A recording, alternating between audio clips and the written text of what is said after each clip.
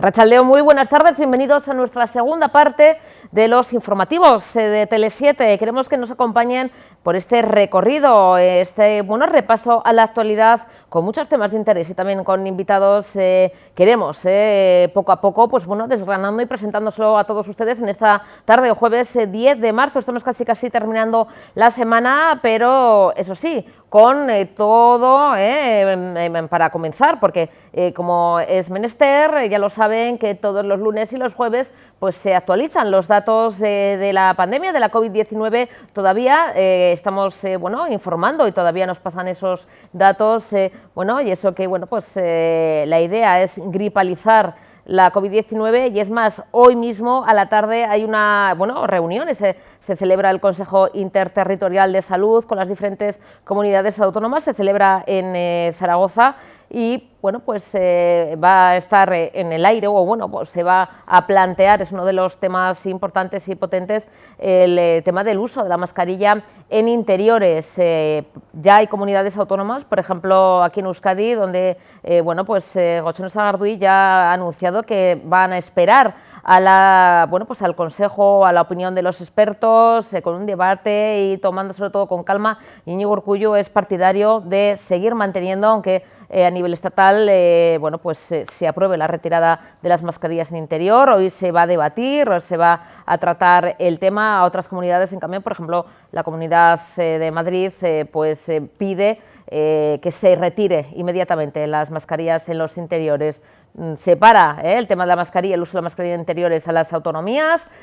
Hoy se celebra esa reunión y mañana les daremos buena cuenta de cómo ha ido y qué se ha decidido. Pero antes, como decimos, actualización de los datos todos los lunes y jueves, y como es jueves, pues vamos a nuestra tabla en ese número de positivos de la última semana, que asciende a 5.247 los positivos. La tasa de incidencia acumulada, ya lo ven, superando los 400 positivos, y la última semana también superando los 200 casos. El número de personas ahora mismo ingresadas en planta en alguno de los hospitales de Euskadi, de la comunidad autónoma vasca, tanto en Araba como en Vizcaya como en Guipúzcoa, son de 138 las personas ingresadas en planta en algunos de los hospitales, y las que requieren un mayor cuidado, una atención con ese ingreso en la unidad de cuidados intensivos, en las UCIs de los hospitales vascos, son de 30 personas en total en toda Euskadi, un número muy inferior a los que sufrimos en ese pico de la sexta ola, y ya doblegando esta sexta ola, y con esa prevención y con ese cuidado para que no vuelva a haber un repunte de casos. En cuanto a provincias, siempre les ofrecemos también esa comparativa a nivel Euskadi. Araba sigue por debajo del resto, 133 positivos en esos casos de COVID, Vizcaya a la cabeza, pero seguida de cerca por Guipúzcoa en unos datos, como decimos, unas cifras muy inferiores respecto a semanas pasadas. También en cuanto a los municipios, siempre ofrecemos tanto Bilbao como margen izquierda, margen derecha. Seguimos en esa zona roja, esa incidencia superando los 150 casos por cada 100.000 habitantes, pero con unas cifras muy inferiores, como decimos, a días anteriores, cuando estábamos todavía inmersos en esa sexta ola. Parece que se va doblegando, parece que se va recuperando, entre comillas, cierta normalidad, pero todavía hablamos de positivos y gente que se infecta de la COVID-19 o se reinfecta, y que seguimos en pandemia, es una pandemia a nivel mundial, y no hay que bajar la guardia hasta que no se diga lo contrario. Seguimos todavía en esa zona peligrosa, seguimos con personas hospitalizadas, personas en UCI, personas que fallecen por COVID-19, con lo cual no hay que perder ni olvidar esa prevención, aparte por supuesto de la vacunación, y mantener esa distancia de seguridad, que no distancia social. Podemos hablar por supuesto con nuestros seres queridos, más en exteriores, pero con esa distancia interpersonal, para poder, aunque nos quitemos la mascarilla, pues respetar y seguir haciendo las cosas bien, que es de lo que se trata, que todos estemos a una y podamos ya acabar, o como comentan algunos, gripalizar ya esta COVID-19.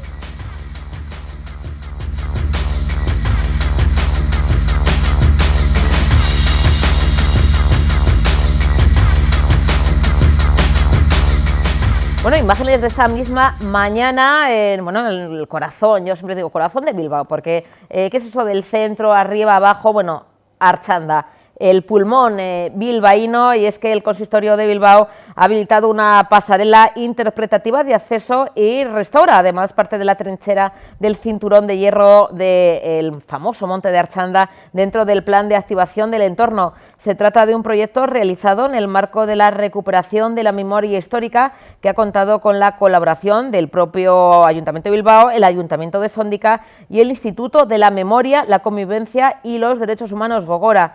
Las obras realizadas han supuesto una inversión municipal cercana a los 160.000 euros y se ha ejecutado en un plazo de 4 meses. Dentro de este ambicioso plan de activación de Artxanda y en el contexto de la recuperación de la memoria histórica, el Consistorio bilbaíno ha ejecutado esta pasarela, como ven, peatonal de madera, que acerca un tramo de la trinchera de ese famoso cinturón de hierro, que también ha sido restaurada, y también al Parque de la Huella. Aquí ahora enseguida les comentaremos un poquito más sobre este Parque de la Huella, porque vamos a tener una sorpresa dentro de poquito. Lo integra también este recorrido en el itinerario de la memoria. Para acceder a esta pasarela, el consistorio ha habilitado un camino peatonal de acceso entre la mencionada pasarela, que conduce hasta la trinchera y el parking del funicular de Artxanda. Hasta ese punto, y para ver el resultado de las obras, como han visto, se ha acercado esta misma mañana el alcalde de Bilbao, Juan María Burto, que ha estado acompañado por los concejales de Obras, Planificación Urbana y Proyectos Estratégicos y Servicios y Calidad de Vida, Asier Baunza y Kepa Odriozola, así como también por otros miembros de la corporación. En el acto también han estado presentes Xavier Zubiaur, alcalde de Sondica, y Aintzane Ezenarro, directora del Instituto de la Memoria, la Convivencia y los Derechos Humanos, Instituto Gogora. Las obras, como decimos, han costado un poquito más de, un poquito menos, 160.000 euros, y cuenta con esa pasarela de 186 metros de longitud y 2 metros de ancho para que la gente pueda disfrutar, además de unas increíbles vistas, como van a ver a continuación, también recuperando esa memoria histórica de Bilbao en un enclave privilegiado. Yo les invito a que, si no han estado, yo creo que sí, pero bueno, igual gente que nos ve de otros lugares, que visiten esta zona. Se está rehabilitando mucho todo lo que tiene que ver con el monte Artxanda, que es un lugar maravilloso donde divisar el Bocho. Ahí se puede ver como Bilbao es ese Bocho y que está metido entre montes, y que, en este caso, la ejecución de este proyecto no ha requerido tampoco el, desgastar o el hacer obras que vayan contra el respeto al medio ambiente, porque no ha precisado de excavación, salvo, eso sí, los apoyos de los pilares que sustentan esta pasarela, evitando así esos grandes movimientos de tierra en zonas donde se presupone que hay también restos arqueológicos. Los trabajos han sido supervisados también por un equipo de arqueólogos, precisamente para respetar todo lo que tiene que ver con la historia y también con el respeto a ese enclave natural que representa el monte Artxanda. Como ven, visita de la corporación municipal, han estado recorriendo esta misma mañana. El tiempo, no ha sido muy bueno. Ha llovido, pero es lo que tiene Bilbao. Si es que más bilbaíno que la lluvia y que el monte Artxanda no existe. Y como ven, flora y fauna, ahí tenemos vistas también desde el monte Artxanda, que, como decimos, les invitamos a que disfruten y que vean todo lo que hay alrededor del monte Artxanda y también toda la historia que tiene. De recuperación de la memoria histórica, de recuperación de la dignidad de nuestros antepasados y de recuperación de la dignidad, en este caso, de una ciudad, de un pueblo. Y lo hemos hecho en colaboración, ¿no? Que es, a veces suelo decir que es una de las palabras que más pronunciamos y a veces menos ponemos en práctica, y en este momento yo lo quiero poner en valor, ¿no? La colaboración con Gogora y la colaboración con el Ayuntamiento de Sondica, ¿no?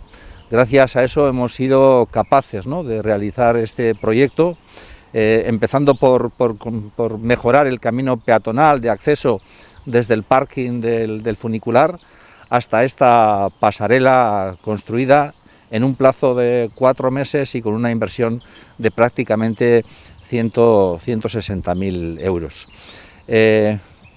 La pasarela quiere ser un lugar accesible, ¿no? Y por eso esta disposición en zigzag que, bueno, lo que pretende es salvar esa pendiente para que no sea más de un 6% y sea de esa manera accesible.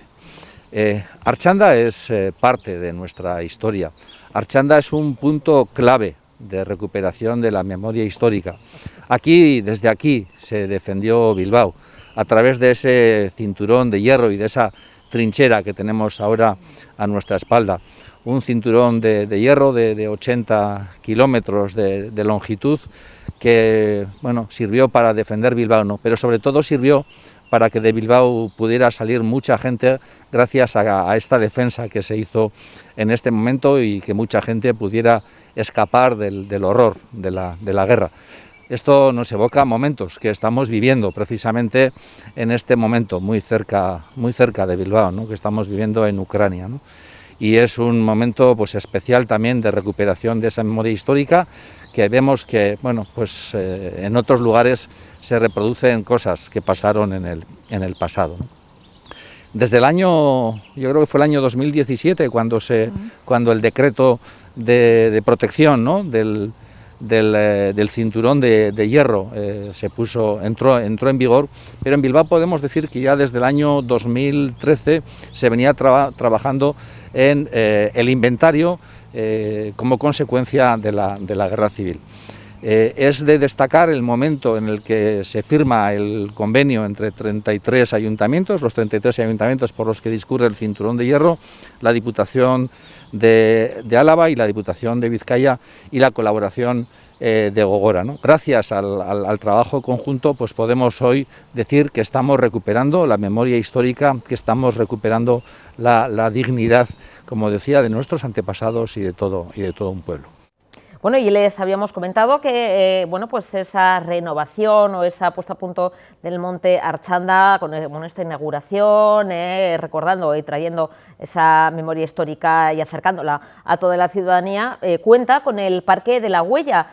Por cierto, en ese parque hay una escultura del gran Juanjo Novella, el prestigioso escultor, el artista portugalujo que, por cierto, vamos a tener en breve aquí en este programa y que está de plena actualidad. ¿Por qué? Bueno, el artista reside actualmente en Taiwán y ha recibido hace muy poquito un premio por parte del Ministerio de Cultura y una nominación a la excelencia precisamente allí, en Taiwán. El artista, como decimos, de Portu, pues imparte además conferencias en dos de las universidades de arte más importantes del país asiático, conferencias que imparte la Universidad de Taipei y de Tainan también. Bueno, vamos a tener en breve a Juanjo Novella aquí en Tele7, ya hemos hablado con él, ahora mismo, bueno, pues como decimos, reside en Taiwán, pero nos ha prometido que en breve, bueno, pues pisará de nuevo su tierra. Y queremos que venga aquí al programa y que nos cuente todos los detalles de esa prolífica carrera, de ese premio que ha recibido por parte del Ministerio de Cultura y, bueno, pues esa gran trayectoria. Vamos a hacer un pequeño resumen en este vídeo para que se hagan una idea de la potencia de la obra de este conocido escultor.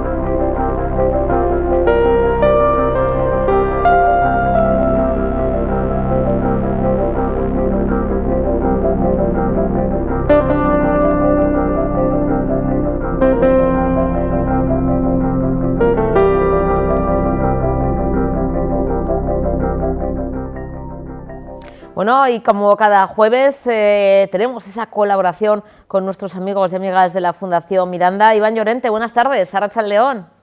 Buenas tardes, Susana. Qué maravilla ver la obra de Juanjo Novella. Oh, ¿Has visto? Vaya preciosidad. Madre mía, bueno, auténticas piezas, no solamente ya de escultura, sino también ya con todo lo que conlleva, ¿no? Bueno, pues son elementos ya industriales que requieren esa colocación y el trabajo de varios operarios para poder ¿no? Instalar en esas zonas de exposición. Una maravilla. Se ve que no es fácil, sí. Una maravilla, Iván, así que cuando venga Juanjo, pues ya te avisaré, para que estéis ahí muy pendientes. No me lo perderé. Si es menester, además, presentaros. Por supuesto que él vive fuera, en Taiwán, como decimos, pero ha prometido venir para finales de este mes a su tierra, Euskadi.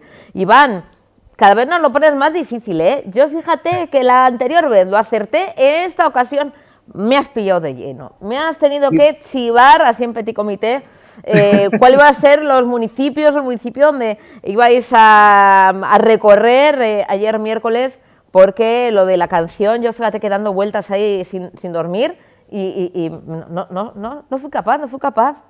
Desde Santurce a Bilbao no, pero sí Ortuella y también Muskiz.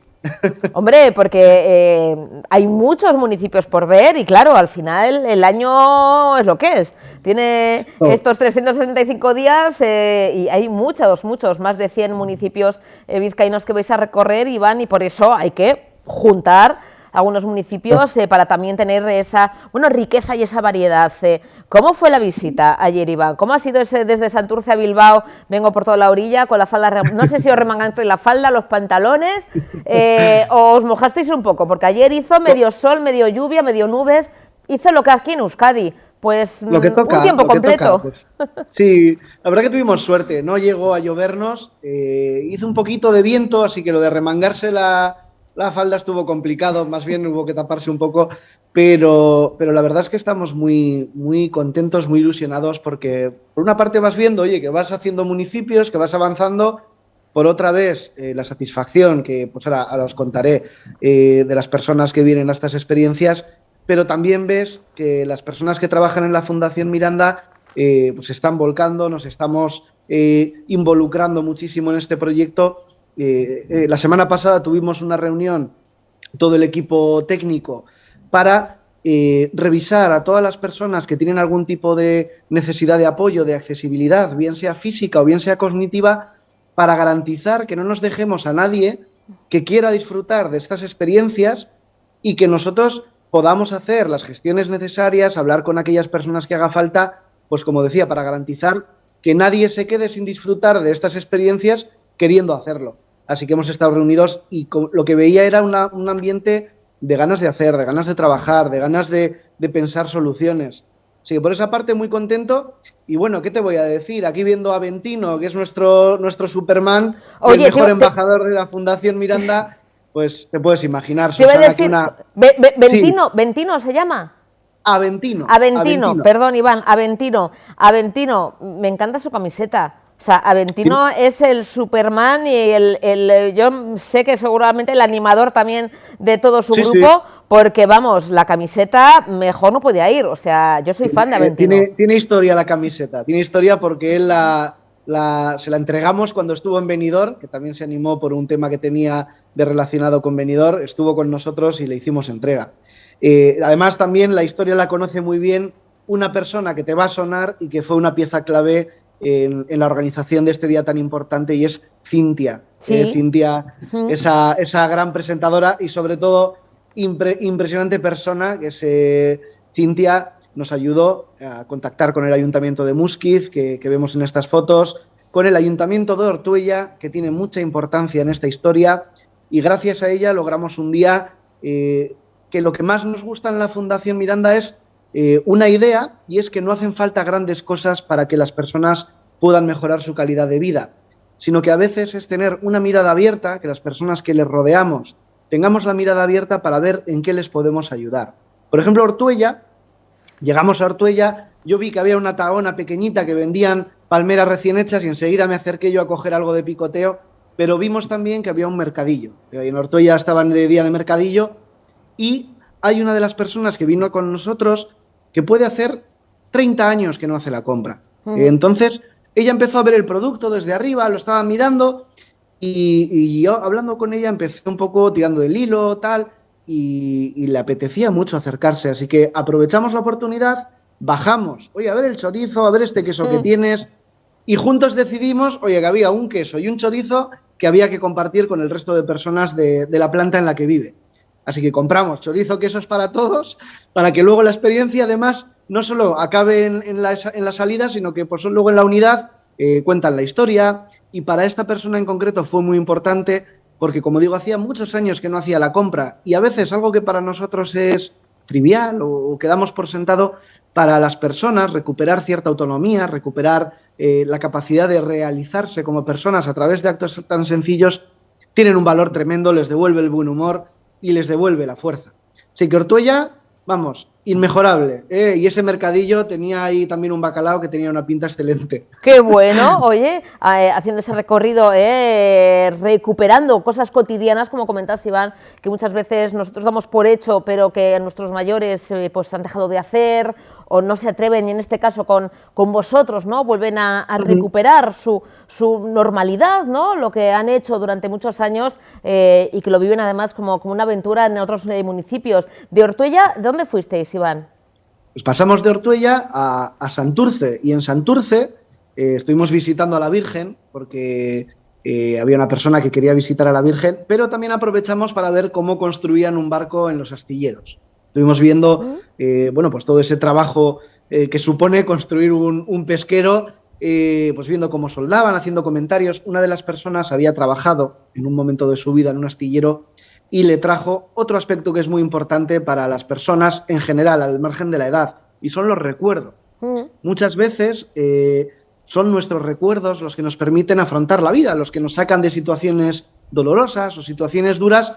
Los recuerdos, eso bueno que tenemos, ese momento increíble que pasamos, es lo que nos da fuerzas, y eso nos pasa a todos. Entonces estuvimos viendo esos barcos, pero ya como estábamos un poco cansados, oye, fuimos a la casa del pescador y pasó otra cosa también muy importante, y son las redes. Esto va de R's, hoy va de R's.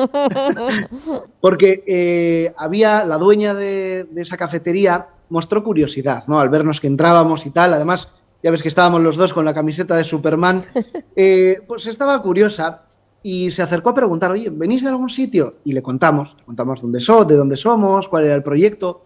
Y le encantó tanto que nos pidió sacarnos fotos, empezó a charlar con Aventino, empezó a charlar también con ICIAR y empezamos a establecer un lazo de, si no amistad, pero sí camaradería instantánea en la que, oye, conectas con una persona y nos reímos, compartimos anécdotas, hablamos de ese famoso viaje también a Benidorm y, como digo, las redes sociales también para las personas son muy importantes. El mantener un contacto con la realidad a través del vínculo, el tener a alguien con quien hablar, alguien que se interese por ti, que te ve y ve más que si estás en una silla de ruedas o que si eres más alto o más bajo, sino que te ve como persona y quiere conocerte.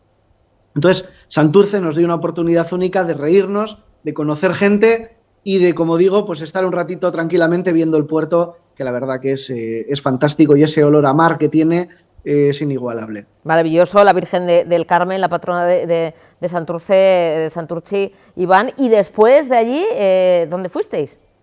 Pues terminamos ya la salida con el recibimiento inmejorable que preparó Cintia junto al alcalde de Ortuella y a la alcaldesa de Muskiz. Nos recibió el alcalde de Ortuella en Muskiz porque tenían una reunión previa y, habiendo hablado con él, aquí hay otra R, y es el reencuentro, ¿no? También los reencuentros que tenemos en nuestra vida, que a veces nos marcan. Aquí tenemos a José. José hacía más de 15 años que no veía a su sobrino, por diferentes motivos. A veces la vida nos lleva por derroteros que nunca sabemos, y hacía 15 años que no veía a su sobrino. Saulo es el sobrino, aparte de alcalde de Ortuella. Y ¿Es el sobrino de José, entonces? Sí, claro. ¡Qué Pues bueno!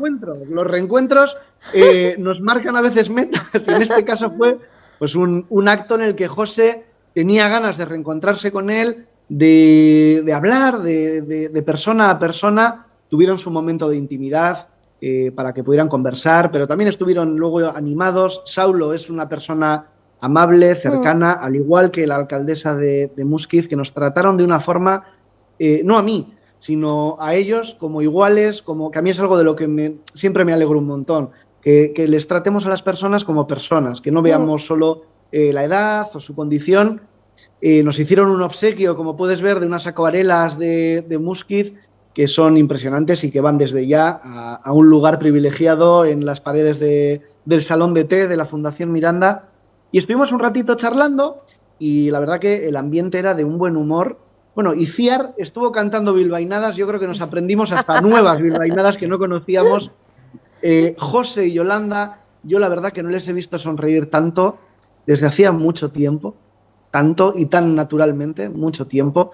Y Aventino, pues bueno, Aventino es un diplomático nato, enseguida establece vínculo con todo el mundo, estuvo hablando, contando, charlando, pero luego nos dieron un sorpresón y es que nos quería acompañar la alcaldesa de Muskiz a visitar el paseo de Pobeña-Cobarón. Evidentemente nosotros teníamos ciertas limitaciones de accesibilidad, pero bueno, pues tuvieron la cortesía de que nos habilitaron el paso con nuestro taxi adaptado por todo el paseo para que pudieran ver los desfiladeros, el mar, el océano.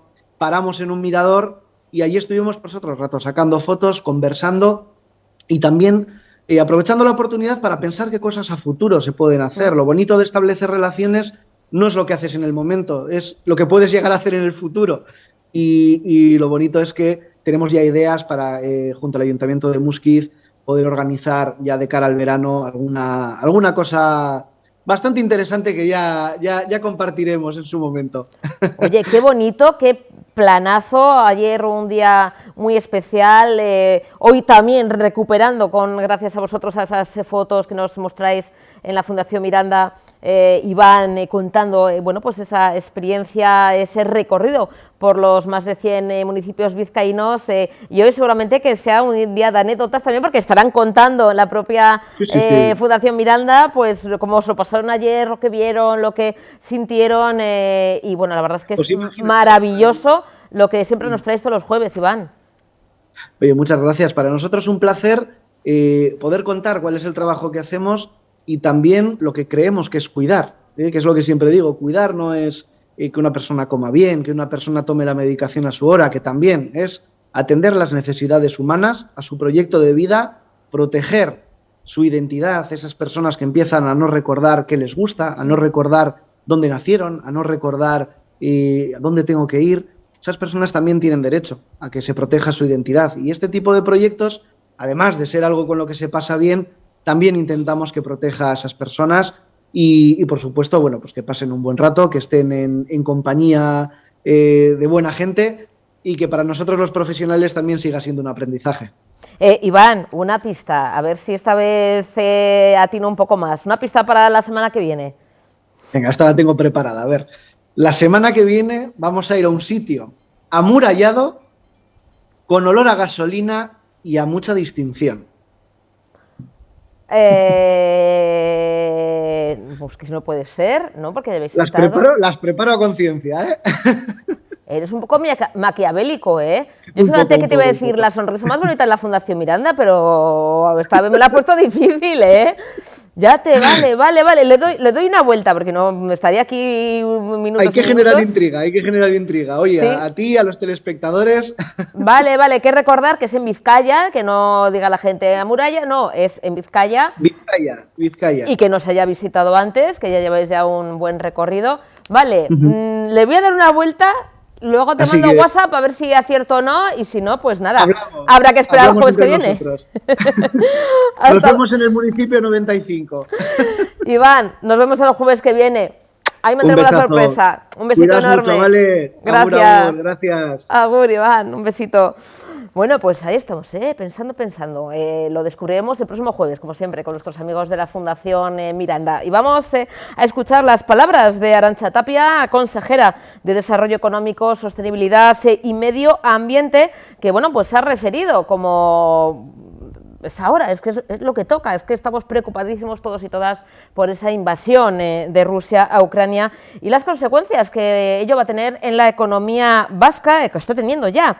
La consejera ya ha explicado que el tejido empresarial está muy alerta y también en ese tejido empresarial preocupado por las dificultades emergentes para ahora mismo la adquisición de materias primas y las complicaciones que va a conllevar todo esto, todo este conflicto a la producción. Además, teniendo en cuenta la dependencia energética de Euskadi respecto al exterior, la consejera ha manifestado, eso sí, la necesidad de intensificar las políticas de eficiencia energética, es decir, ser más eficientes, autoabastecernos más y no depender tanto del exterior, para que esto sirva de ejemplo para generaciones también futuras. Vamos a escuchar a la consejera Arantxa Tapia. Ante esta situación, desde luego, vemos más necesario que nunca intensificar las políticas de eficiencia energética que llevábamos tiempo trabajándolos, afortunadamente invirtiendo mucho y consiguiendo eficiencias relevantes, pero además urge, desde luego, poner en marcha, acelerar las infraestructuras energéticas de energías renovables, que en Euskadi son escasas y estamos viendo cuán de necesarias son en este momento.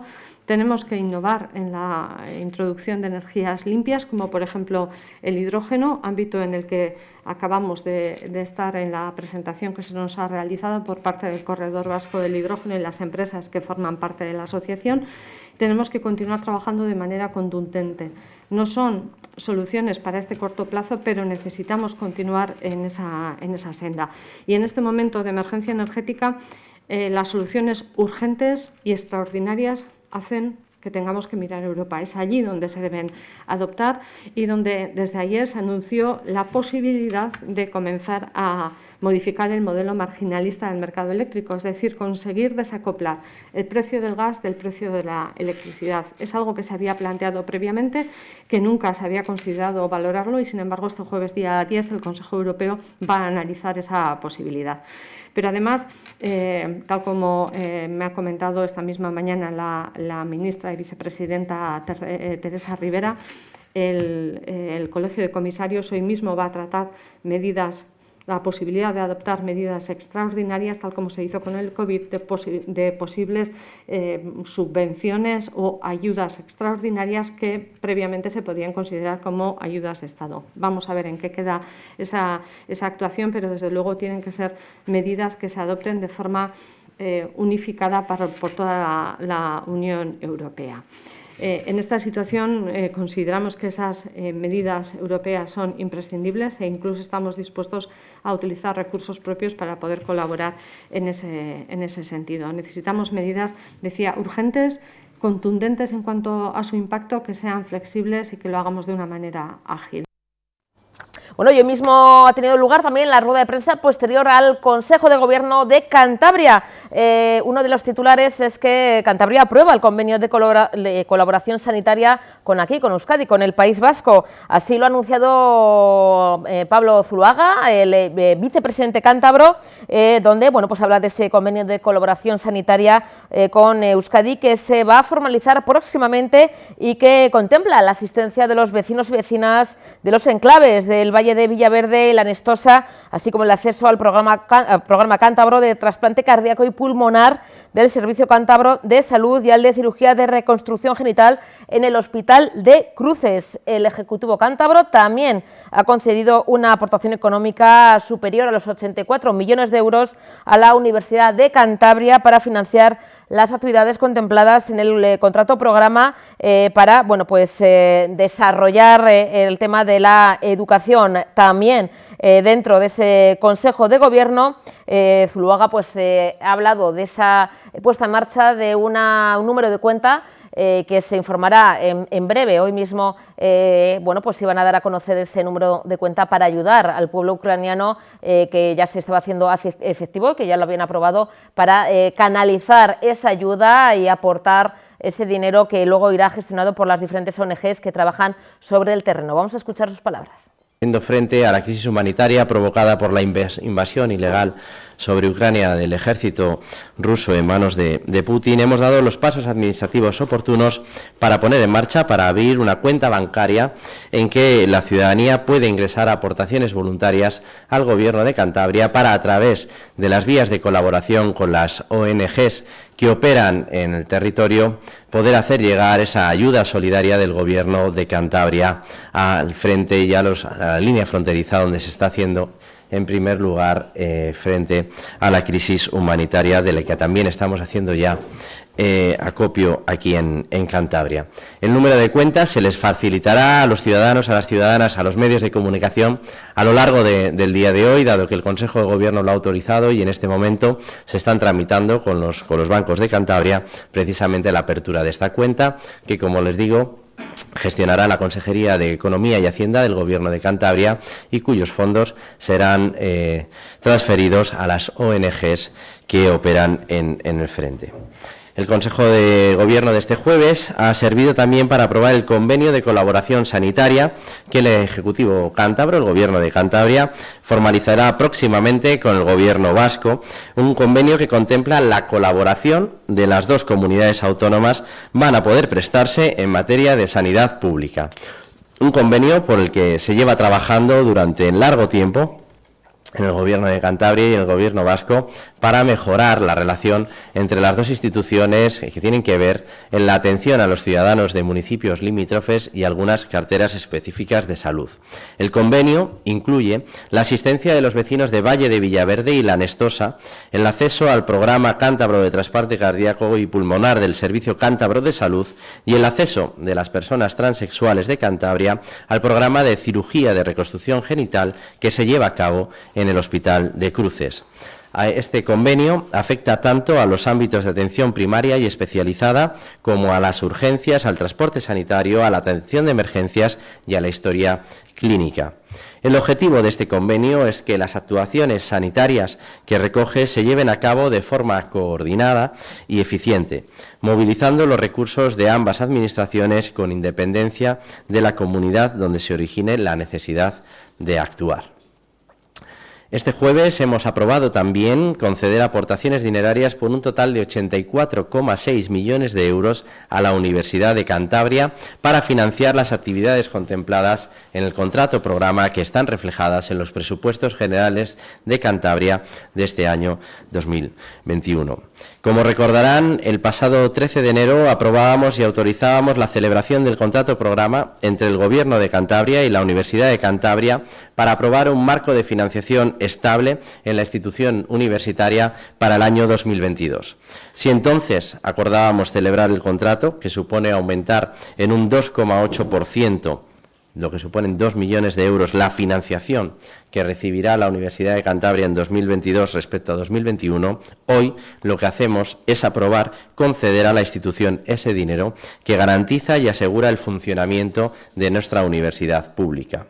Me gustaría volver a poner en valor que ya en 2021 aumentamos este contrato programa con la Universidad de Cantabria en un 4,25%, pasando de 79 millones de euros en el año 2020 a 82,3 en el año 2023. Y que ahora conseguimos que este contrato programa alcance un importe histórico de la serie hasta alcanzar los 84,6 millones de euros, la mayor cifra de financiación por parte del Gobierno de Cantabria a la universidad pública en un momento especialmente complejo como es este, tras superar los avatares de la crisis sanitaria y afrontar la necesaria digitalización de la institución, creciendo en parámetros como la investigación y la formación. Es, en definitiva, un paso más que demuestra una vez más el compromiso del Gobierno de Cantabria con la universidad pública, referente del trabajo bien hecho en la Comunidad Autónoma de Cantabria. Sobre todo porque con él cumplimos compromisos, entre otros, uno de los más destacados e importantes es el que supone el aumento del programa de exención de precios públicos para la reducción del coste total de la matrícula, de manera que ningún estudiante se quede atrás. Como saben, este es el tercer año en el que el Gobierno de Cantabria reduce las tasas universitarias para garantizar y para favorecer que las familias de Cantabria, los jóvenes de Cantabria, puedan acceder a una formación superior de calidad sin que complique la renta de las familias de Cantabria. Por otra parte, en materia sanitaria hemos aprobado aportaciones económicas por valor de 269.000 euros para contribuir al funcionamiento de la Fundación Instituto de Investigación Marqués de Valdecilla, el IDIVAL, y hemos autorizado el inicio de trámites de varios contratos, entre ellos el suministro de medicamentos antivirales y otros materiales sanitarios, por un importe total de 8,6 millones de euros. Asimismo, hemos ratificado el acuerdo alcanzado con los sindicatos el 4 de marzo para establecer una bolsa de horas destinada a favorecer la conciliación de la vida familiar y laboral del personal al servicio de la Administración Pública del Gobierno de Cantabria. El acuerdo establece una bolsa de horas anuales hasta un 5% de la jornada anual, de 90 a 78 horas anuales, dependiendo de la jornada del empleado público. Estas horas serán de libre disposición y recuperables para la atención de un familiar o personas mayores a su cargo en casos de tratamientos médicos, pruebas diagnósticas y permanencias en urgencias hospitalarias. Igualmente, los empleados públicos podrán hacer uso de esta bolsa de horas para la atención de los menores en los periodos no lectivos del calendario escolar. Estas medidas serán de aplicación a todos los empleados públicos del Ejecutivo Regional, tanto personal funcionario como laboral. En total, unos 20.000 trabajadores y trabajadoras públicos. Por otra parte, a iniciativa de la Consejería de Educación, hemos autorizado la celebración de un contrato de servicios para el mantenimiento integral del equipamiento informático de los centros educativos con un valor estimado de 2 millones de euros. También, en materia educativa, hemos acordado la firma de un convenio con la Fundación UNICEF, Comité Español para la Promoción y Difusión de los Derechos de la Infancia, y hemos aprobado un convenio con la Asociación Pasiega de Desarrollo Social y Cultural para regular la colaboración de los centros educativos públicos de la comarca pasiega en los programas y actividades de la asociación dirigidos a la infancia y a la juventud. Otros de los acuerdos destacados adoptados este jueves por el Consejo de Gobierno pasan por la aprobación de ayudas por importe de 112.000 euros destinadas a las cofradías de pescadores. Se trata de ayudas cofinanciadas por el Fondo Europeo Marítimo y de Pesca y están destinadas a aportar inversiones realizadas por las cofradías de Laredo, Castro Urdiales y Santoña. Por último, desde la Consejería de Industria hemos concedido una subvención de 96.000 euros a la Asociación Cántabra de Hostelería, haciendo frente a... Bueno, y tenemos una conexión que esperemos que no se pierda, porque imagínense, esta es la noticia: 4 ertzainas, nuestros policías, la Policía Autonómica Vasca, pues está viajando ahora mismo a la frontera entre Polonia y Ucrania para recoger a 14 niños y mujeres de Ucrania y ayudarles a salir del horror de la guerra. Tenemos al otro lado, en pleno trayecto, Fernando, buenas tardes, del sindicato ERNE, Arratsaldeon. Hola, Fernando.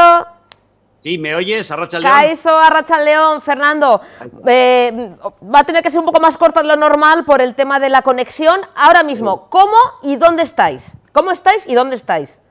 Estamos en la región de Cognac, que estamos ya acercándonos a París y en camino que queda todavía hasta la 1 de la mañana o 2, no creo que lleguemos a Paderborn, Alemania. Bueno, habéis emprendido el viaje esta misma mañana desde la explanada de San Mamés con 2 furgonetas, Fernando, un viaje financiado por el sindicato... 4 furgonetas, sí. Apoyado por el sindicato ERNE. Fernando, ¿cómo surge la iniciativa? ¿Cómo surge la idea de emprender viaje, que son miles y miles de kilómetros? Pues mira, la iniciativa surge el sábado tomando un café, desayunando con mi hermana, Sonia, y me dice que hay que hacer algo. Estábamos viendo las noticias, que quizás habría que colaborar y coger el coche, y me dijo, si cogemos el coche y nos vamos a buscar una familia y tal, y dijimos, pues venga, nos animamos, y se me ocurrió llamar a ERNE a ver si, porque claro, el viaje por trayecto estamos hablando que son 1.000 euros. Entonces, a ver si ERNE nos facilita algo de dinero o algo, un vehículo o algo. Y llamé al sindicato, Roberto se puso en contacto conmigo y súper bien, para adelante todo, y luego pusimos a la familia, un WhatsApp un poquitín pues extorsionador emotivamente, y la gente empezó por Bizum a hacernos y al final de lo que iba a ser un coche en inicio, luego pasó una furgoneta de 9 para alquilar, y ahora somos 4 furgonetas, porque a última hora un compañero pues ha decidido con su furgoneta, una furgoneta que le han dejado otra chica, pues unirse a nosotros Y aquí estamos. Y aquí estamos en camino. Fernando, vais a dirigiros hasta Dorousk, que es en esa frontera polaca entre Polonia y Ucrania, que es la zona cero del éxodo ucraniano. También sí, con todo lo que ello conlleva, porque yo no sé si hay algún temor, hay algún peligro también de, bueno, porque al final estamos en guerra, ¿no? Al final no sabemos también si se respeta también, esperemos que sí, las fronteras, pero Putin, teniendo en cuenta que no está con una gran salud mental, pues no sé si también tenéis algún temor, hay algún peligro. Bueno, en principio no creo que haya ningún peligro, pero bueno, nosotros la idea que tenemos, los 7 que vamos, es sacar al mayor número posible de personas. En principio tenemos sitio para 21 y es lo que vamos a hacer. Durante el camino se está poniendo en contacto con nosotros, familias, incluso a través de una ONG de Cantabria y de Vizcaya, y estamos intentando peligro. Bueno, no lo creo. No, hombre, creo, pero bueno. Esperemos que no, Fernando, no. Faltaría más. Luego, ¿qué se va a hacer? O eso, has comentado Cantabria también, ¿qué se va a hacer con estos menores, con estas mujeres, con estas familias? ¿Cómo se van a repartir? Porque algunas van a venir aquí a Euskadi y otras a Cantabria, ¿no, Fernando? Sí, pues en principio cuando lleguemos nos esperará una ONG para una ayuda de emergencia, y en esa ayuda de emergencia se hará encargo de todas las personas que traigamos, y después el Gobierno vasco y el Gobierno de Cantabria se encargarán de ubicarles en domicilios, ubicarles en donde sea. Nuestra labor es traerlos, que es lo que urge, sacar a los niños y a las mujeres de allí. Fernando, lleváis, es verdad, porque hemos visto también, tenemos imágenes y pueden los compañeros poner unas imágenes muy cortitas de cómo salíais esta mañana, primera hora, desde la explanada de San Mamés. ¿Qué lleváis? ¿Qué material lleváis en las furgonetas? De todo, porque la solidaridad de la gente ha sido increíble. Llevamos desde pañales, ropa de abrigo, mantas, material de higiene, es que absolutamente de todo, medicinas, llevamos de todo, hasta potitos para los niños, cepillos de dientes, cepillos de dientes, todo lo que se os ocurra, llevamos. Fernando, quiero daros las gracias por hacer un alto en el camino, que os hemos además interrumpido el pequeño descanso porque os tenéis que turnar para conducir, que os hemos pillado comiendo ahí rápidamente para seguir camino. Gracias por hacer esta conexión con nosotros, con nosotras, Fernando, y nos vemos a la vuelta. Yo sí me gustaría que volvamos a hablar y que nos contéis esa experiencia que habéis visto, cómo se ha vivido y sobre todo, bueno, pues ese final feliz que va a ser traer a esas familias, ayudarles a escapar del horror de la guerra. Fernando, es que ricasco de parte de todo el pueblo de Euskadi por hacer posible el que muchas personas tengan una nueva vida, un futuro mejor. Un besito. Es que ricasco, Fernando, y buen viaje. Venga. Vamos a seguir hablando de, bueno, pues también de economía, es lo que toca. Seguimos escuchando las palabras de la consejera Arantxa Tapia y su equipo, que se han reunido, bueno, pues para analizar con los clústeres las diferentes actuaciones de apoyo a las empresas por este conflicto armado iniciado por Rusia, esa invasión de Rusia a Ucrania. Los precios de las materias primas, la energía, las tensiones con la distribución, como hemos hablado, la afección a los esquemas financieros y el golpe también en el ánimo y en la confianza son las, después de salir o todavía estar inmersos en una pandemia, pues son las principales preocupaciones que, bueno, ahora mismo tienen los diferentes empresarios y empresarias vascas. La consejera, como decimos, de Desarrollo Económico, Sostenibilidad y Medio Ambiente, Arantxa Tapia, ha compartido con el grupo, ¿no?, de clústeres vascos pues las diferentes actuaciones que el Gobierno vasco va a llevar a cabo para, bueno, apoyar a esas empresas como consecuencia de, bueno, pues esta grave crisis del conflicto armado y cuáles son los siguientes pasos a seguir. Vamos a escuchar las palabras de la consejera. Sube el precio del gas, sube el precio de la electricidad, impacta directamente sobre los costes de producción y eso nos hace ser menos competitivos. Y en estos momentos, con la gran dependencia que tenemos del gas desde Europa, del gas ruso, desde luego estos precios se ven incrementados, como estamos viendo día a día. En segundo lugar, las cadenas de suministro sufren rupturas en esas cadenas a las que estábamos acostumbrados, a las que ya estábamos viendo, pues, por ejemplo, en toda la crisis en automoción con la crisis de semiconductores. Bueno, existen también otros elementos que se están viendo con problemas. y materias primas que desaparecen prácticamente del mercado. Nos hablaban de hierro, de titanio, de aluminio, bueno, materias que necesitamos para seguir produciendo, que se van a encarecer terriblemente y que van a llevar todo ello a una inflación creciente. Por tanto, bueno, conscientes de que directamente la economía vasca en relación con la rusa, vamos a decir, o en la relación con la exportación rusa, pues bueno, tenemos entre, ¿qué os voy a decir?, alrededor de un 5% de dependencia, no es excesivo, pero de forma indirecta, a través de estos tres elementos, luego nos vamos a ver impactados. ¿Qué elementos se ponían sobre la mesa como otras preocupaciones adicionales?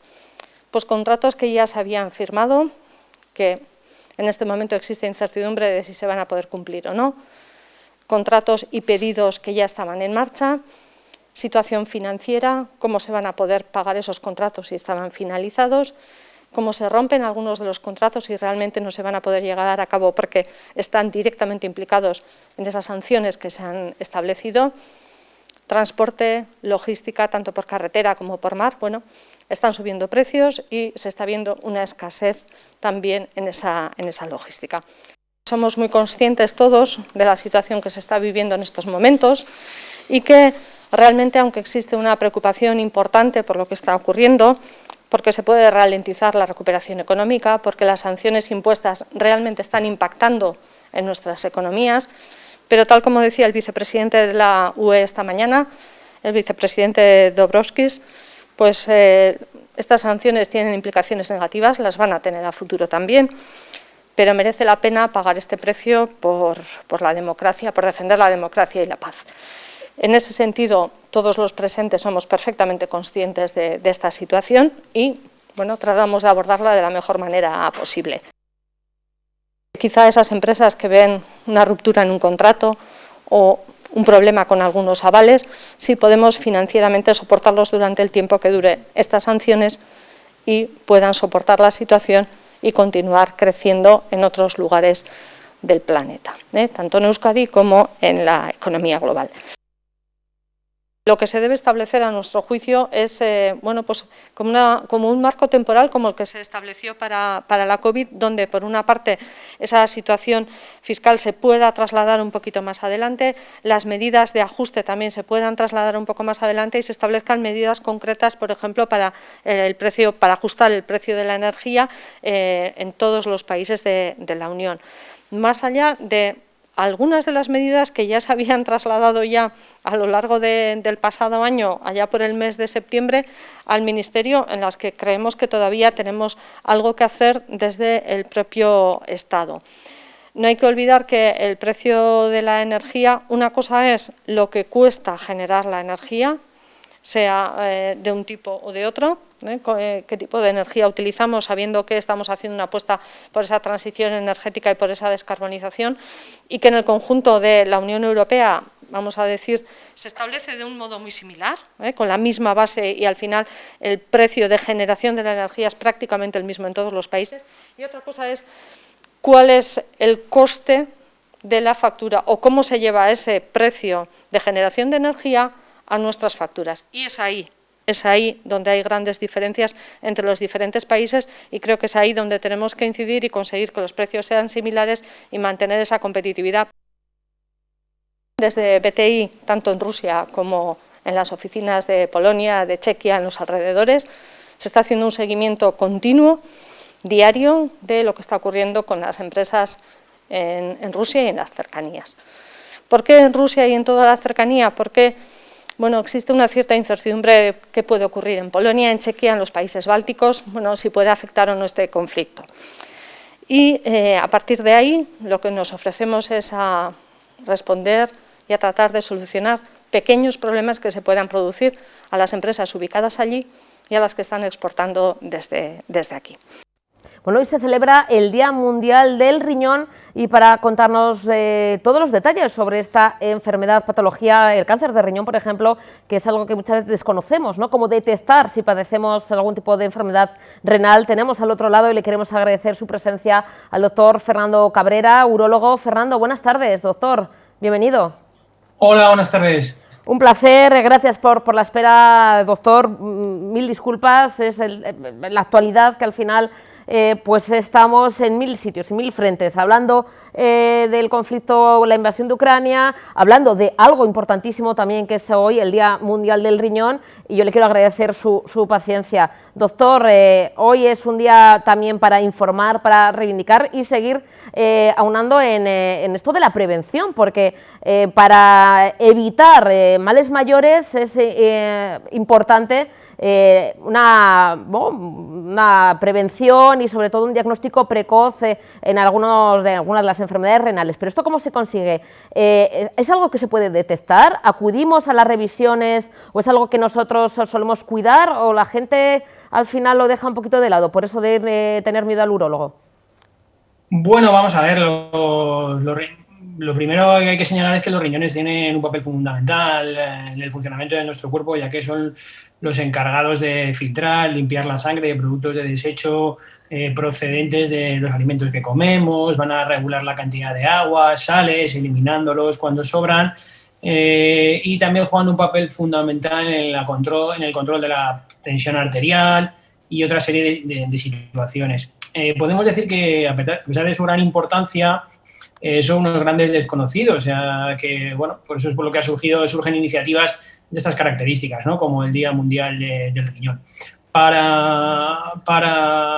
¿Cómo los podemos cuidar o cómo podemos hacer para mantener una buena salud renal? Pues bueno, hay una serie de medidas que son bastante interesantes y que siempre recomendamos a los pacientes en la consulta, como son, pues fundamentalmente, tener un buen control del peso, evitar la obesidad, el sobrepeso, hacer un buen balance, un buen control de los factores de riesgo cardiovascular, tener un buen control de la tensión arterial, evitar la diabetes y, en la medida de lo posible, los pacientes diabéticos que tengan un buen control de las glucemias, hacer una monitorización del control de la función renal y evitar el consumo de determinados fármacos fuera de control facultativo, como son, por ejemplo, los analgésicos antiinflamatorios y una serie de cosas que pueden favorecer el desarrollo de daños a nivel del riñón en el medio y largo plazo.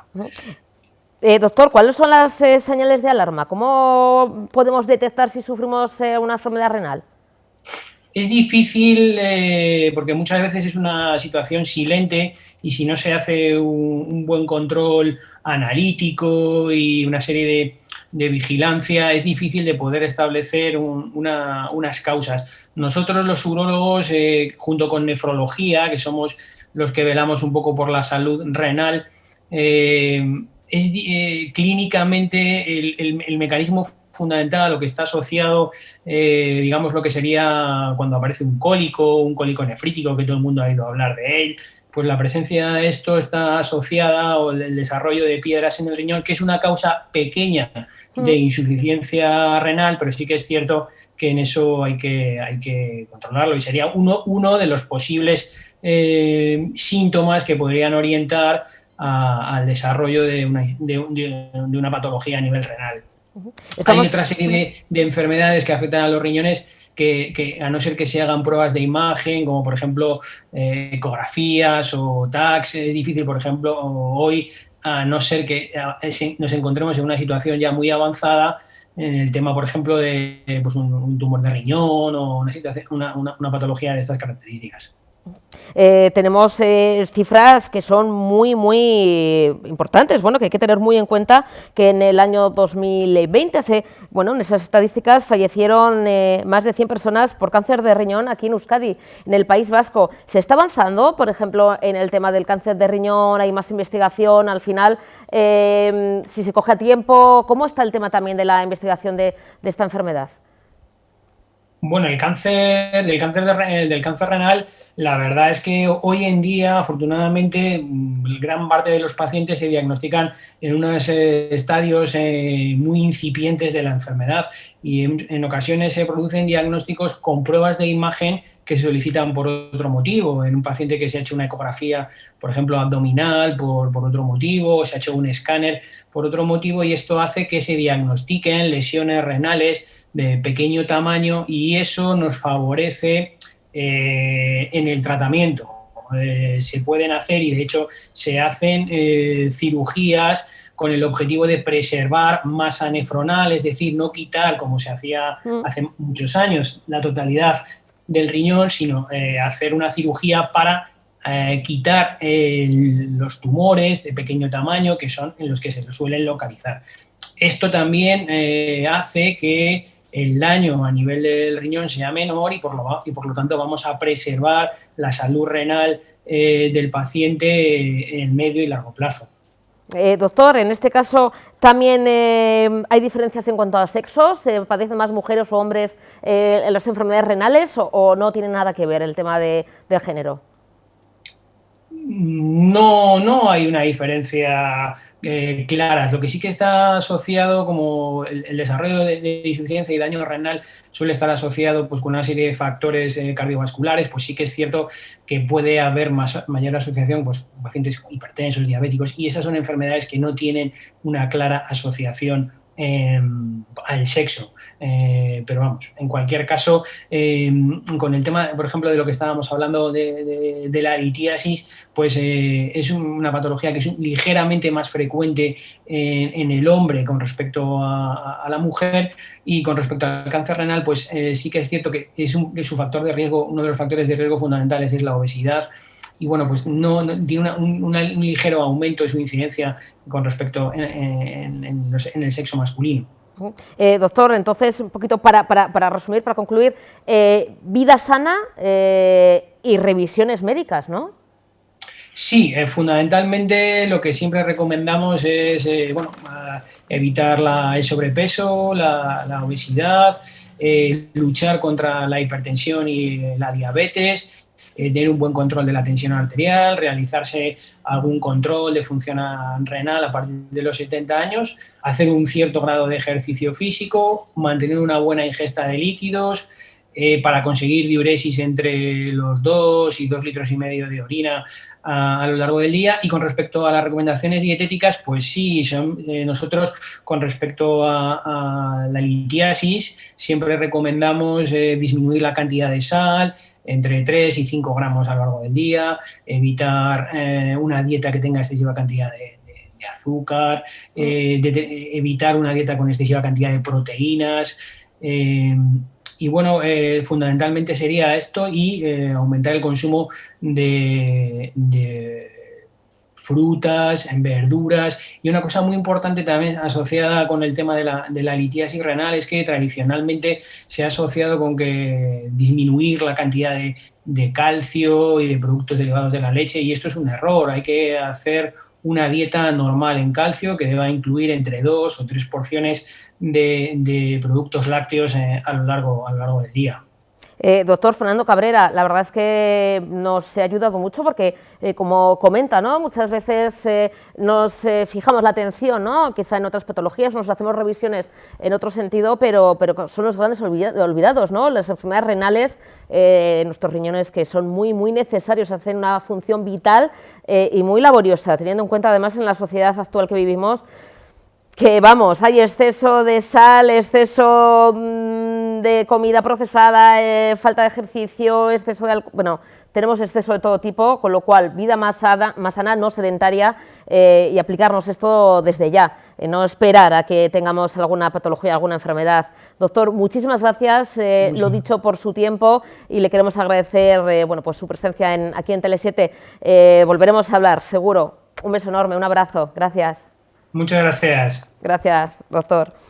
Vamos a hablar ahora mismo del Columbario de la Dignidad de Orduña, que va a acoger inicialmente a los 14 cuerpos del campo de prisioneros que hubo durante la Guerra Civil en la zona. Se trata de un recorrido que además lo ha hecho la propia consejera de Igualdad, Justicia y Políticas Sociales, Beatriz Artolazábal, junto a la alcaldesa de Orduña, Itziar Biguri, que han encabezado, como decimos, esta visita institucional a las obras del que será el segundo columbario impulsado por el Instituto de la Memoria, la Convivencia y los Derechos Humanos, el Instituto Gogora. Este columbario se ubicará en Orduña y albergará inicialmente esos más de 10 cuerpos del campo de prisioneros que hubo durante la Guerra Civil en esa zona y que fueron exhumados en el propio cementerio de Orduña en el año 2014 por un equipo de la Sociedad Aranzadi. Al acto también ha acudido a Internet Cenarro, directora del Instituto Gogora. En un primer momento, el futuro columbario va a albergar estos restos, pero bueno, pues después procederá quizá a acoger a más víctimas de la Guerra Civil. También está preparado, como decimos, para acoger a futuros cuerpos, futuras exhumaciones y que no se consigan además identificar o una vez ya sean identificados. En enero de 2017 se inauguró, en este caso en el Goibar, un espacio en memoria de la dignidad de las víctimas de la Guerra Civil y el franquismo que no han podido ser todavía identificadas. El Goibar está ubicado, este columbario, junto al cementerio Olaso y recoge los restos de 57 personas procedentes de la exhumación de 44 fosas comunes. De esta forma, el columbario de Orduña pretende dar continuidad a esa labor de memoria histórica impulsada por el Instituto Gogora. Un paso más en el compromiso que el Gobierno vasco y las instituciones vascas tenemos en el ámbito de la memoria histórica de Euskadi. Estamos hoy en Orduña con el objetivo de poner la primera piedra en ese columbario que dará pie a dignificar el compromiso que las personas que sufrieron la represión franquista tengan un sitio y un lugar digno en el que poder descansar. Es un paso más en esa memoria democrática que entre todos y todas tenemos que seguir construyendo. Bueno, y tenemos al otro lado ya preparada a Arantxa Fernández de Garayalde, que forma parte de la plataforma Euskal Eskola Publiko Arro. Arantxa, buenas tardes. Arrastion, Arratsaldeon. Arratsaldeon. ¿Qué hay, Susana? Bueno, Arantxa, vamos a explicar para que la gente nos entienda y se sitúe el porqué, ¿no?, de estos comunicados, de esta bueno, pues negativa de la plataforma, bueno, pues esa nueva ley de educación vasca que pretende, bueno, equiparar la escuela privada, los centros privados concertados con la escuela pública, con lo cual ya no estamos hablando de una escuela pública para todos y todas, sino que hay un cierto peligro de equipararla, ¿no?, y de juntarla con los centros privados donde, en vuestras palabras, pues hay esa discriminación y segregación. Para la gente que no está muy puesta, Arantxa, ¿cómo explicamos este conflicto? Porque la ley parece que se va a sacar adelante, no hay oposición también de ciertos partidos políticos. ¿Cuál es vuestra postura? ¿Qué peligro? ¿Cómo peligra la escuela pública vasca? Nuestra escuela, vamos. Somos una plataforma muy crítica con la situación actual que tenemos ya en nuestro sistema educativo, ¿de acuerdo? Entonces, no es que estemos previendo un cambio tremendo, sino que estamos pensando que los problemas que ya tenemos, en vez de venirlos a solucionar, los van a venir a perpetuar, ¿vale? A convertirlos en ley y perpetuarlos para siempre. Entonces, no estamos exactamente en la ley, estamos ahora en un acuerdo previo a lo que va a ser supuestamente la ley que la aprobarían en el año 2023. Esto lo digo porque pensamos que esto va para muy largo, ¿de acuerdo? Esto es una lucha que no ha empezado ahora y tampoco va a acabar pasado mañana. De hecho, nuestra plataforma, el Topagune, no se crea por esta ley, sino que se crea hace varios años, ¿de acuerdo? Y es sobre todo el año pasado cuando creamos el Topagune como tal, a raíz de plataformas locales que existen. ¿Qué nos une? Nos une la preocupación por la red pública, porque tenemos un sistema que en teoría lo que hace es, tenemos un sistema público, que es el de la administración, y en los años 80, como hubo pues crecimiento demográfico y como hubo además la implantación de la escolarización obligatoria a todas las capas sociales, entonces se decide que allá donde no llega la educación pública se subvenciona la oferta privada, ¿de acuerdo? Entonces se convierte en concertada, es decir, se dice, tú tienes centros privados de enseñanza y la administración pública garantiza la subvención de esos centros, el mantenimiento de esos centros para que cumplan la función pues, bueno, complementaria allí donde la pública no llega. ¿Qué es lo que nos ha pasado? Que en realidad la situación no es esta, sino que es más o menos la contraria. Es decir, se da dinero a los centros privados que hacen un poco de su capa un sallo, o sea, se expanden, toman decisiones propias y se mantiene la escuela pública allí donde los centros privados no llegan. Casi esto es así, exagerando un poco. Y entonces, ¿qué es lo que nos pasa? Pues que tenemos una configuración de centros que son diferentes según la red a la que pertenecen y según el centro que es, ¿no? Entonces tienden a agrupar a personas del mismo nivel socioeconómico, a personas de las mismas características, y entonces en vez de fomentar la convivencia entre personas, la convivencia en cada centro entre personas diferentes, de procedencias diferentes y de estatus diferentes, lo que se está consiguiendo es una convivencia entre centros donde se agrupan grupos de personas bastante homogéneos, y eso creemos que es peligrosísimo. Es muy malo para los niños y las niñas y es muy peligroso, pensamos, para la propia sociedad, porque esto fomenta la segregación, fomenta la desconfianza entre gente diferente y fomenta el desconocimiento y fomenta al final pues bueno, posiciones de extrema derecha, etcétera, etcétera. Esto es peligrosísimo. O sea, en lugar de una educación inclusiva, vamos a lo contrario, ¿no? Eso es decir, nosotras sabemos que hay una segregación residencial, o sea, las personas que convivimos en cada barrio, en cada pueblo, pues bueno, también nos distribuimos por zonas o tal en función de nuestro estatus y de nuestras posibilidades socioeconómicas. Entonces, el sistema educativo debería ser compensador de estas desigualdades y en vez de compensar en cuanto a convivencia, lo que hace precisamente es lo contrario. Es decir, hay más diferencias entre centros que entre los propios barrios. ¿Por qué? Pues porque hay esta concentración, hay una huida del alumnado de ISEC, de índice socioeconómico y cultural más alto, hay una huida de los centros, de los barrios, de la red pública hacia la privada, ¿de acuerdo? Y la privada, entonces, rechaza al alumnado que calcula que va a sacar peores resultados académicos. Entonces, si atendemos al número de personas becarias, al número de necesidades educativas especiales, al número de chavales que vienen de familia de origen extranjero, su presencia en la red privada es mucho menor de la que le correspondería. La red privada es la mitad prácticamente de nuestro sistema educativo y, sin embargo, la presencia de estos colectivos es mucho menor que la mitad. Además, no hay una apuesta potente también por la escuela pública vasca, es decir, que tendría que ser la prioridad de la administración, ¿no?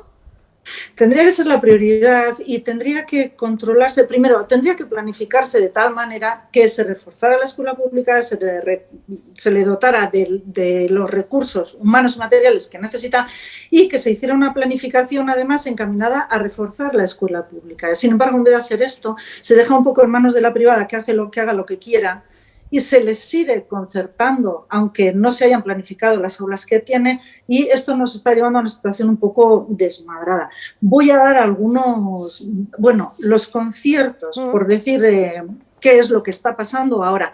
Tenemos una ley de conciertos desde los años 80 que he comentado desde el año 87, ¿no? Y se dice, bueno, a los centros privados entonces les vamos a pagar los gastos de personal, incluidas las cotizaciones de seguridad social, del personal docente y no docente. Les vamos a pagar los gastos de funcionamiento y de mantenimiento y conservación. Y también los gastos de reposición de inversiones reales. A cambio de esto, ¿a qué se comprometen? A garantizar que la enseñanza es gratuita, no se pueden cobrar cuotas. Se pueden cobrar el comedor o los servicios de lo que sea, o si tú quieres extraescolares, pero por enseñanza no puedes cobrar. Y sin embargo, cobran desde siempre y además desde hace 6 años, a esta parte se hacen estudios formales por parte de una entidad independiente donde se comprueba año tras año que se cobran cuotas por asistir a esos centros y esto es ilegal y sin embargo no pasa nada, ¿no? Se exige también que a cambio de recibir conciertos hay condiciones en cuanto a la contratación del profesorado, hay que hacer públicas las vacantes, etcétera. Esto no se hace. Toda práctica confesional en los centros es voluntaria. Esto tampoco es así. Hay alumnado al que se dice es que este centro es católico y como tú no eres, pues mejor que no estés, ¿no? El cobro de cualquier cantidad por actividades complementarias o servicios deberá ser autorizado por la administración educativa. ¿Qué más cabe resaltar? Entonces, hay una serie de cuestiones. El incumplimiento grave producirá la rescisión del concierto. Los conciertos se están incumpliendo gravemente desde su inicio y, a pesar de todo, la cuantía de los conciertos va creciendo su cuantía, va creciendo el número de aulas concertadas y va creciendo las etapas que se conciertan. Etapas no obligatorias también se conciertan. Respecto a los gastos que se cubren, yo animo a la gente, si tiene paciencia, a que se lea el número 12 del Boletín del País Vasco de este año. es del 19 de enero. Entonces, ahí aparece una orden donde habla de financiación de inversiones en la privada. Entonces, estamos pagando, entre todas y todos, estamos pagando la adquisición de terreno, ampliación de escuela infantil, primaria y secundaria. Ampliación en un momento en el que está bajando la natalidad y prevemos que se va a tener que cerrar aulas.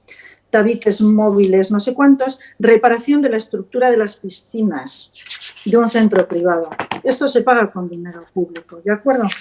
Entonces, estas cosas que están pasando, y si uno mira también el plan estratégico de subvenciones, verá que hay subvenciones para euskaldunización de profesorado de la privada, para sustituciones de ese profesorado que se va a estudiar, para convocatoria de subvenciones para el refuerzo lingüístico en la privada. O sea, la lista es muy, muy larga. Y, sin embargo, en este acuerdo, en las bases para el acuerdo que hemos conocido, porque ya sabéis, están trabajando un acuerdo y han publicado un documento que dicen bases para la transformación educativa. Y dicen, bueno, nosotros lo que vamos a hacer es garantizar la gratuidad de la privada. Bueno, la gratuidad de la privada se garantizaría diciéndoles, mira, si sigues cobrando cuotas, te quito el concierto. Porque la privada no es gratuita porque cobra dinero, porque quiere cobrarlo, porque siempre gasta más de lo que se le da, porque los conciertos que están recogidos en los conciertos son más o menos todos. El problema es que quieren más cosas y se construye una piscina y luego nosotros les pagamos el mantenimiento de la piscina. O sea, este es un planteamiento que es un poquito absurdo, ¿eh? Entonces, lo que pensamos es, para el conjunto de la población, ¿qué queremos buscar? Queremos buscar una educación pública de calidad, donde acuda todo el mundo, de cercanía, dicho sea de paso, porque no sé también si les vamos a tener que pagar más el transporte, ahora que están subiendo los combustibles, no lo sé. Pero desde luego el movimiento de tropas de la red privada también es un escándalo. Es malo para las criaturas que transportan y es malo para el resto. Por Bilbao cada día pasan 81, no menos de 81 autobuses de infantil y primaria transportando criaturas de la red privada de enseñanza. Esto es un desastre de tráfico, esto es un desastre de todo y con esto pues hay que terminar, hay que pensar en otro sistema educativo que sea de cercanía y que sea comprensivo y que sea, por cierto, euskaldun, que este es otro tema que también nos preocupa porque ahora se han dado un paso gigantesco, sobre todo en la red pública, de euskaldunización. El modelo D es muy mayoritario, mucho más en la pública que en la privada, pero bueno, se va caminando y hacen falta más recursos y hace falta tomárselo más en serio. Nosotros a veces decimos que queremos, bueno, a veces no, decimos que queremos un modelo de inmersión lingüística en euskera.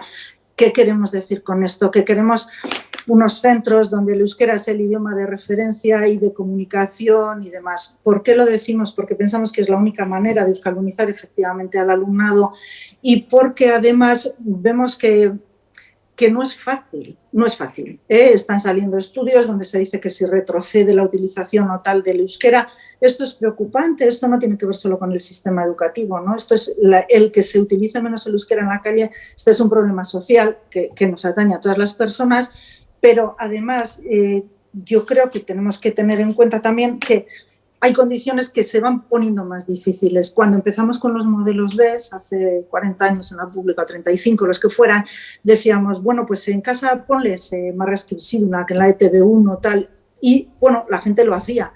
Ahora no es que no lo quieran hacer, ahora es que la chavalería desde los 6 años tiene un móvil, todo el mundo tiene acceso a un montón de cadenas, a un montón de medios, en un montón de idiomas y eso es mucho más difícil de controlar por parte de la población adulta. Entonces yo creo que eso toda la sociedad vasca somos conscientes de que esto se está poniendo un poco difícil y de que hay que hacer una apuesta muy seria y pero un poco desde el optimismo. Quiero decir, porque hay gente que dice, es que no aprenden suficiente, hemos fracasado. Bueno, no aprenden suficiente, pues vamos a meter más medios porque no hemos fracasado, porque desde luego ahora saben muchísimo más euskera que hace 30 años, no hay punto de comparación, ¿no? Arantxa, seguiremos hablando porque aquí esto, como comentas, no es de hoy para mañana, hay que seguir contando la realidad, ¿no?, de esa escuela pública vasca, de la situación en la que está y la situación que vamos a dejar también a nuestros jóvenes, la que están estudiando ahora mismo. Así que, Arantxa, yo te invito a que sigamos hablando y seguir contando un poquito a la ciudadanía qué es esto, ¿no?, del peligro de la escuela pública vasca. Gracias por atendernos, nos tenemos que marchar un momento a publicidad, ya sabes, estas cosas del directo, Arantxa, pero volveremos a conectar contigo, ¿te parece? Cuando queráis, gracias, Susana. Es que ricasco, un muso, un besito, agur. Hacemos una rápida pausa para la publicidad, continuamos enseguida. Continuamos en Tele7 y el director de Inmigración y Asilo del Gobierno vasco, Xabier Lejarreta, ha acompañado junto con los medios de comunicación a las personas refugiadas procedentes de Ucrania que han llegado hoy mismo a la Raña Etxea de Oñati. Han realizado una visita a la vivienda para mostrar el día a día de estas personas que buscan refugio en Euskadi tras la invasión de Rusia a Ucrania.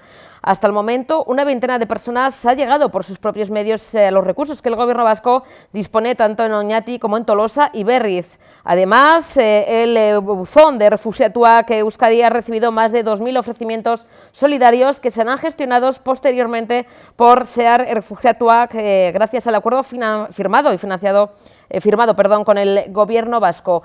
Familias que, como ven, han estado con sus pequeños, han visitado esas instalaciones y se han emocionado por conseguir salir del horror de la guerra, aunque tristes porque han dejado atrás a muchos vecinos y vecinas, a muchas familias que, como ellos, en este caso no han podido salir, no han podido escapar, se han quedado allí en Ucrania. Vamos a escuchar las palabras tanto del director de Migración y Asilo del Gobierno vasco como de la directora de SEAR Refuxiatuak, Arantxa Chacón, y también de alguna de las mujeres que forman parte de estas familias que ya están a salvo en Euskadi.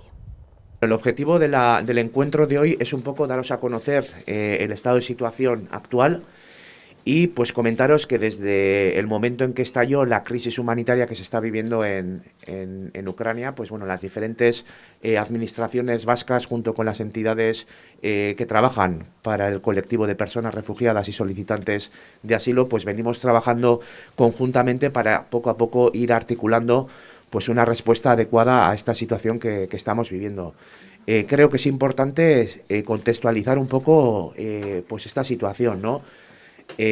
Como casi todos sabréis, lo que son las políticas migratorias, la competencia de las políticas migratorias es una competencia que está en manos del Gobierno estatal.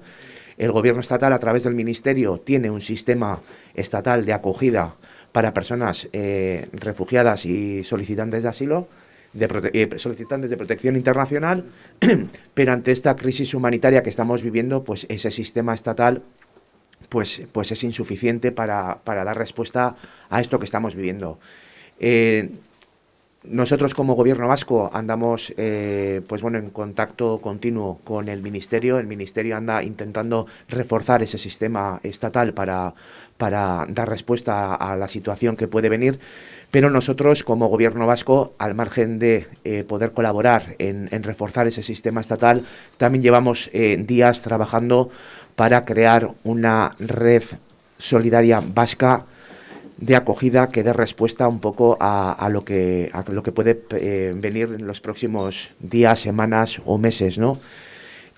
Para eso, pues bueno, llevamos días las diferentes administraciones vascas intentando pues un poco localizar, ordenar y ofrecer posibles recursos que puedan servir para dar acogida a estas personas que puedan ir llegando a Euskadi.